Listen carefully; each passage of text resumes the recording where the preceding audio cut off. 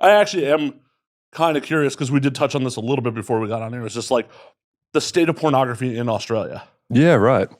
I think most Americans just are like, oh yeah, porn, it's a thing. Yep. Yeah, there's such a difference where like in America, there's the industry where I've spoken to girls who knew they wanted to do porn, and as soon as they turned the legal age, they just got into the industry. In Australia, that doesn't exist. The only porn industry in Australia really is OnlyFans. Yeah, so people really need to be self-starters to get going. One, that's crazy because full-service sex work is legal there, though. Yeah, right. There's brothels, there's independent sex workers, all sorts of sex work is legal. Strip clubs have more liberal rules in general. But heaven forbid you bring a camera, yeah, which is the exact opposite of the States. It's like, oh shit, if you pay for sex, that's a crime. But if there's a camera, it's cool. Yeah, exactly. There's one territory in Australia where porn is explicitly legal, and the rest of the country is just kind of this ubiquitous gray area where it's not legal, but it's not illegal. I think there's too many people doing it at this point to really prosecute it. You need a really motivated, prosecution. Well, and there's only like 20 million of you. So if like you're going to throw 5% of the population in jail for porn. Right, yeah. Prison's going to fill up quick. Right? And I know you guys like to send people off the island when... yeah. Australia started as a penal colony, it's and now they're like, anyway. And now they're like, oh, hey, oh shit, I wasn't supposed to get into world politics, but like, refugees, we're going to send you to prison islands off Australia. Would you hear about the last time the Queen visited Australia? No. She's going through customs and they asked her if she had a criminal record. And she said, no, I didn't know I still needed one. And she also lied. I'm pretty sure she was a war criminal.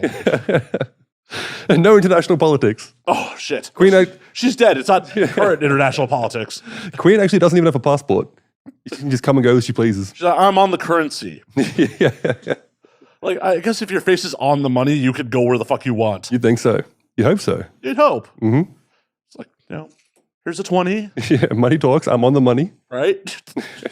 But yeah, no, the state of porn in Australia, it's definitely growing. It's like, I'd say it's booming. There's a lot of people getting started doing it, and it's a really fun industry to be a part of too. Like everyone's friendly.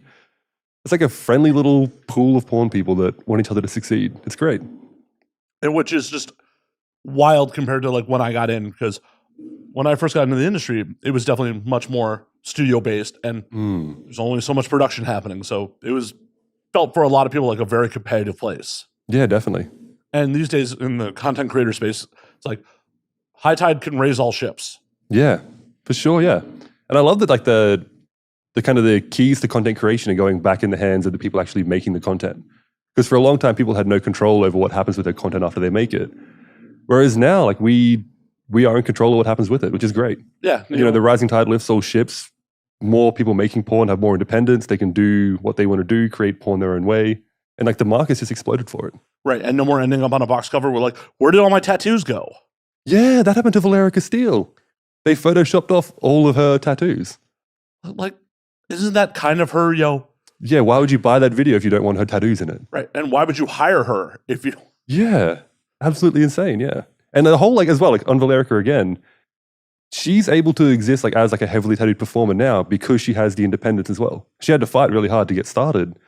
But now that there's a whole niche for people like her, whereas before, like, I've spoken to her before about this, she really struggled to get started with her tattoos. People wouldn't hire her. She had to hustle really hard.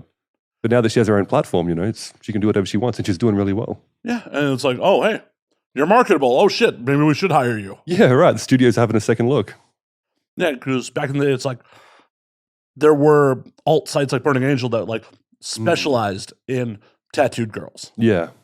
Whereas like, the mainstream didn't really give them a second look. Right. And then Bonnie Rotten blew up, and mainstream started hiring performers with more tattoos. Yeah, Joanna Angel, yeah. Yep. Well, Joanna Angel owned Burning Angel. Yeah. So she kind of she was pushing that forward too. Yeah, she kind of went to being the content creator to get marketed to other people by starting her own production company versus using someone else's platform. Absolutely, yeah. Those innovators are like the reason that people could get onto mainstream sets with as much tattoos as Valerica has, or yeah. Now Brazzers is hiring people with face tats, which is cool to see. It's wild. Yeah, absolutely. And obviously it's marketable because Brazzers isn't going to hire somebody unless they're going to make money. Definitely, yeah. They're a major company. If you think they're like, oh, you'll be fun, no. Yeah, no, they're there to make money. They have gone over the analytics. They're like, okay, spreadsheet, charts. Yep. As someone who's done some work for production end on Brazzers, it's just like some of the scenes were like just internet search keywords. Like that was the name of the scene on the script. So it's like they know exactly what they're doing. For sure, yep. Yeah. Their marketing will beat everyone forever. And good on them for that too, for putting in that much work in the research.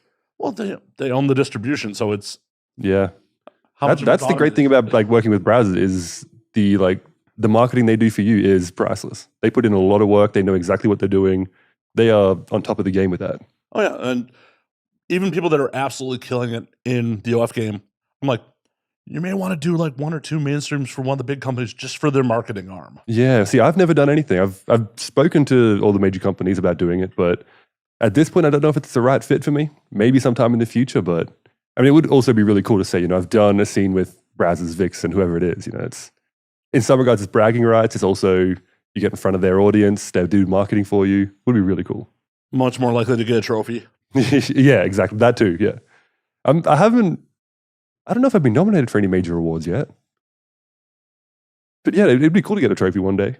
Be kind of weird to explain to Australian customs, but yeah. Coming back in with a trophy in my luggage. Yeah. What's this for? Well, they got to let me in. Like I'm a national, you have to let me back in. But yeah, the award shows would be cool actually. Have you gone to the awards before? No, my first ever adult industry event was XBiz Amsterdam a few months ago. How was that? That was really cool.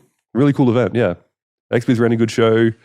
And the XBiz events are kind of it's not so much marketed towards civilians to come along. It's more just industry people. So it was great because there was hundreds of performers and directors, whoever else, in Amsterdam together, bumping into each other on the street, in bars, organizing little hangouts. It was really fun. And Amsterdam is such a cool city. You can I hired a boat and drove around the canals in Amsterdam. Well, you don't even need a license. They just said, there's the throttle, there's the steering wheel. Have fun, don't crash. That was it. That's awesome. Yeah. The one time I was there, we did a paddle boat because I don't think we could have been trusted with anything with an engine. Yep. But me and 3 friends are just being assholes drunk on the canals on a paddle boat. We were definitely yelling at people on boats. Yeah, it's like they just assumed I knew how to drive a boat. Luckily I did and I didn't crash, but yeah, I couldn't believe it. Was the red light district looking like normal when you were there? I'd say so. I don't know what normal is pre-COVID, but it looked like it was a great time. Were people, sex workers in the windows still? Or? Yeah. Okay. Sex workers in the windows. Streets are full of people like chockers. It is really orderly though. Have you been to Amsterdam? I have. Yeah, it's really orderly. Traffic flowed well in the street, but yeah, windows are full.